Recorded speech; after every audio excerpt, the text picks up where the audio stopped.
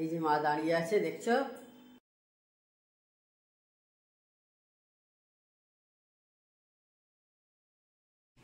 Hello, good morning, welcome back to my channel. আশা করি তোমরা সব ভালো আছো, আমিও ভালো আছি। তো আজকে সানডে, আমার তরফ থেকে সবাইকে হ্যাপি সানডে। আর আজকে দিন তো পুরো কুয়াশায় ভরা আছে।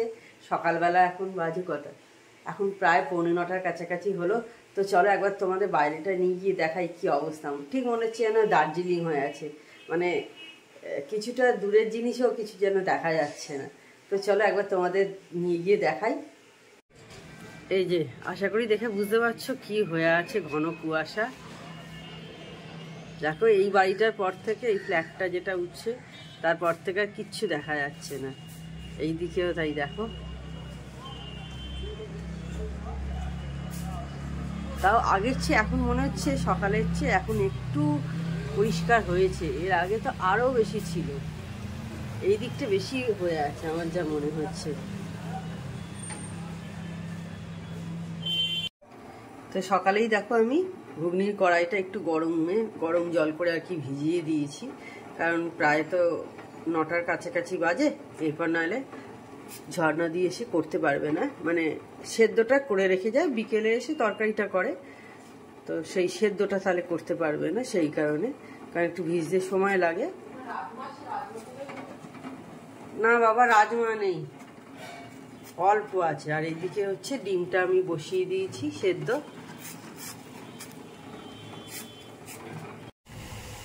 এবার মেয়ের চাটা করে নিচ্ছি।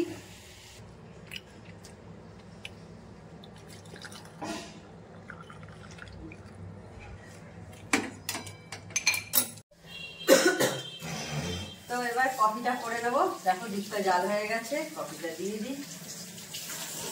আর তোমরা জানো আমি এরকম 2 টাকা দামের কফিটা কিনে আনি, আমার এতে মাপটা বুঝতে আর কি সুবিধা হয়, সেই কারণে। আর কফিতে কিন্তু আমি একটু চিনি দিয়ে খাই, আমি চিনি ছাড়া বাবা কফি খেতে পারি না।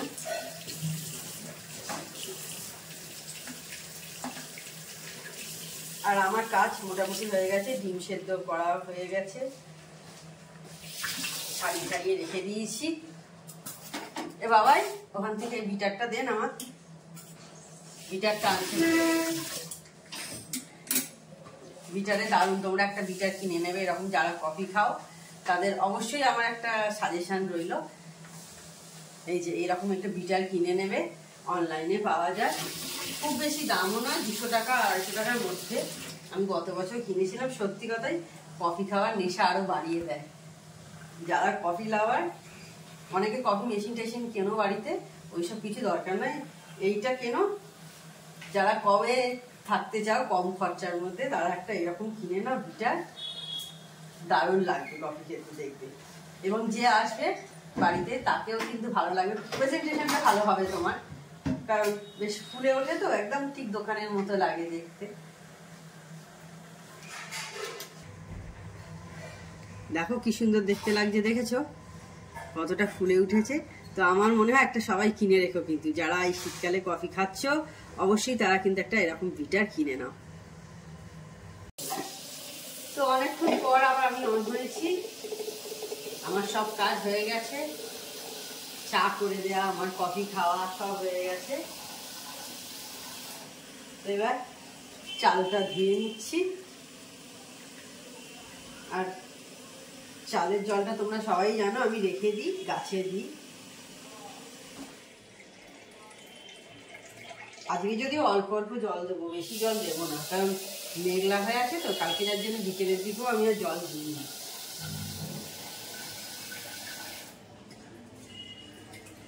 কালকে থেকেই তো মেঘলাটা হয়েছে।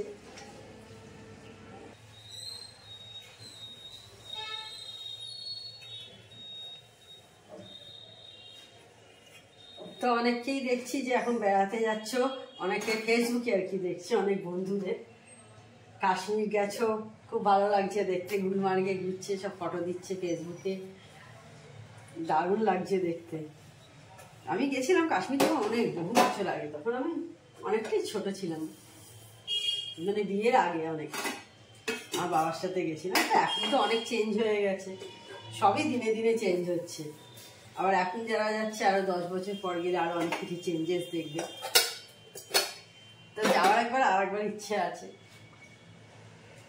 যদি সুযোগ হয় অবশ্যই যাব। আমার হাজব্যান্ড, আমার মেয়ে, এরা আবার পাহাড় ঘুরতে খুব ভালোবাসে। মানে ওদের ঘোরার জায়গা মানেই হচ্ছে পাহাড়। এই যে ঘুরে এসছি না, এই বছরই আমরা গেছিলাম, যদি তোমরা কেউ দেখে থাকো তো জানো, আর যারা দেখোনি তারা একটু চেক আউট করে নিয়ে। আমার একটু পুরনো, আমি মার্চ এপ্রিল করেই গেছিলাম, এতে ভাইজাগে গেছিলাম ওদের কাছে। ওই ঘুরে এলাম, ওটা ঠিক আছে, কিন্তু ওটা ঠিক মনটা পোষাচ্ছে না আর কি। মনে হলো যে যতদিন না পাহাড়ে যাচ্ছি ততদিন বেড়ানো হলো না আর কি, এইরকম। আমার ওই রকম কিছু নেই, আমার বেড়ানো হলেই হলো।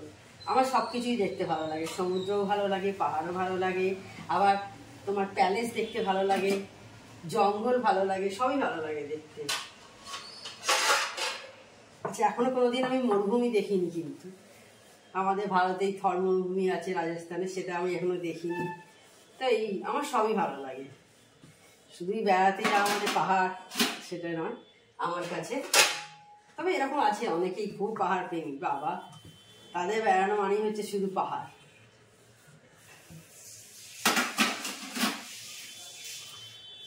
তোমরা কোন দলে আছো সেটা কমেন্ট করে জানিও। তো ওটসটা দেখো প্রায় শেষ হয়ে এসছে, ঢেলে নিই এবার ওটসটা। আর যে পাস্তা হবে এটা করে নিয়ে, এটা ঢেলে নিয়ে তারপর আমি পাস্তাটা বসিয়ে দেবো। আজ 3 জনেই খাবো, আর রবিবার করে দেখেছো আমার মেয়ে খায় বলেই আমরা পাস্তা খাই, নাহলে আগে সানডেতে আমাদের পরোটা এরকম টাইপের কিছু হতো। তো এখন ও পাস্তা খায় আমাদের সঙ্গে, সেই জন্য পাস্তাই করি। ও পরোটা খায় না, একেবারেই খেতে পছন্দ করে না, খেলে লুচিটা খায়, আর ও আবার আটা খেতে ভালোবাসে না। ও বলে লুচি খেলে ময়দারই খাবো আর কি, সেই কারণে। আর ময়দা তো আমাদের আনা হয় না, যে কারণে আর হয়ে ওঠে না। তো পাস্তাটাই ও ভালোবাসে, আমার হাতে পাস্তাটা বেশ ভালোবাসে বলে সেই জন্য পাস্তাটাই করি। তো এবার আমি পাস্তাটা করে নেবো, তার জন্যে দেখো আমি সবজিটা আগে ভালোভাবে ধুয়ে নিচ্ছি। চর্নাদি কেটেই রেখে দিয়ে গেছিলো, আর তেলটাও দিয়ে দিলাম। আর তেলটা আমি দেখো এক্সপায়ারি ডেটটা দেখে নিলাম, নতুন তেলটা ঢালছি, শেষ হয়ে গেছিলো। আমি যখনই যেটা কিনি কিন্তু আমি জিনিসটা কিনে এক্সপায়ারি ডেটটা দেখে নিই, তো এটা চেক করা হয়নি তখন, সেই জন্য এখন একটু চেক করে নিলাম। কারণ এক্সপায়ারি হয়ে গেলে সেই জিনিসটা তো খাওয়া আমাদের শরীরের পক্ষে ভালো না। এমনি আমরা আনহেলদি অনেক জিনিস খাই, কিন্তু এটা না খেলাম না, তো সেই কারণে। এবার আমি পাস্তাটা করতে চলে এসেছি। দেখো পাস্তাটা অলরেডি আমার বয়েল করে রাখা হয়ে গেছে, আর এদিকে সবজিটাও আমি ভাজতে বসিয়ে দিয়েছি। তো এবার হোয়াইট সসটা বানাচ্ছি। তো হোয়াইট সস তো তোমরা দেখেছো আমি কিভাবে বানাই, তবু আমি তোমাদের একবার বলে দিচ্ছি। আগে একটু বাটার দিই, তারপরে ওর মধ্যে দিয়ে হচ্ছে একটু ময়দাটাকে ভালো করে একটু মিক্স করে নিই, আর তারপরে দিই দুধ, গোলমরিচ, নুন, এগুলো ভালো করে মিক্স করে নিই। একটু ঘন ঘন যখন হয়ে আসে তখন আমি পাস্তার সঙ্গে এটা মিশিয়ে দিই। দেখছো আমি পাস্তা দিয়ে দিয়েছি অলরেডি, আর এবার হোয়াইট সসটাও কিন্তু দিয়ে দিলাম। স্নান পুজো সব করা হয়ে গেছে, এখন 1টা মতো বেজেছে। তো এখন আমি আমার মেয়ের মাছের ঝালটা করে দিচ্ছি।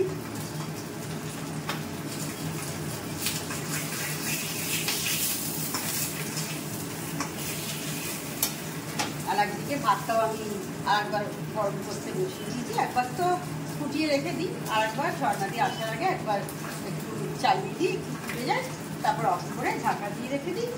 ঝর্ণা দিই, ফ্যানটা গেলে দেয় পরে। এখানে মাছটাও আমার হচ্ছে এখন, বেশি কিছু না, আদা জিরে বাটা দিয়ে করবো। বাটাই দেখছি আছে, জিরে বাটা আছে, আদাও বাটা আছে, ওই দিয়ে হালকা করে করে নেবো।